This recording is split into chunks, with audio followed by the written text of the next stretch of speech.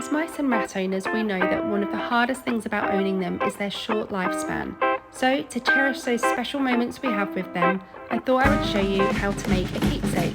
I'll start by using Canva and going into the photo frame templates and choosing a heart. But of course you could choose any shape that you'd like to. Once we've got the heart in place, I'll drag my chosen photo into the template. I'm printing this one out on normal paper, but of course you could use photo paper too. To protect the photo, I'm laminating it. I'll cut my photo into the shape of a heart following the template guidelines.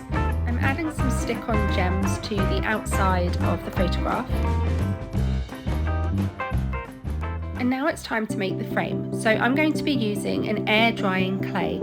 I've made a pink one and then I'm adding in some blue and green into some white clay, making it into turquoise, just giving them a little twist once I've rolled them into a ball and then twisting them around each other before I finally roll this into a ball to make it a multicolour pink and turquoise.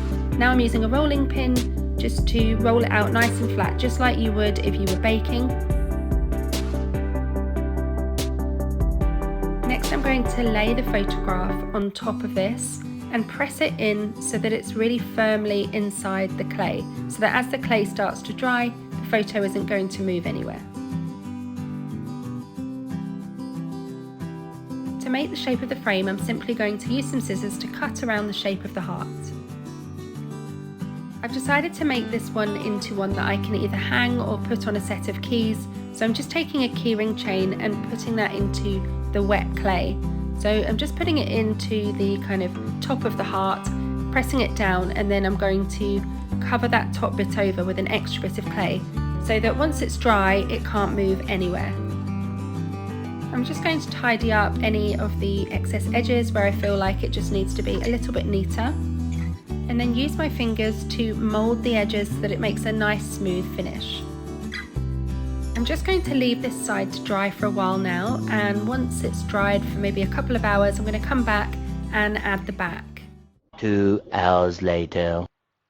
So now that the clay is a little more dry, it's time to turn it over and do the back. I'm layering another piece of clay in the shape of a heart again over the top, just so that we create a nice smooth back, and also it helps to just sandwich in the back of that keyring chain as well. On the back of this, once it's dry, I'm going to write lilac and willow.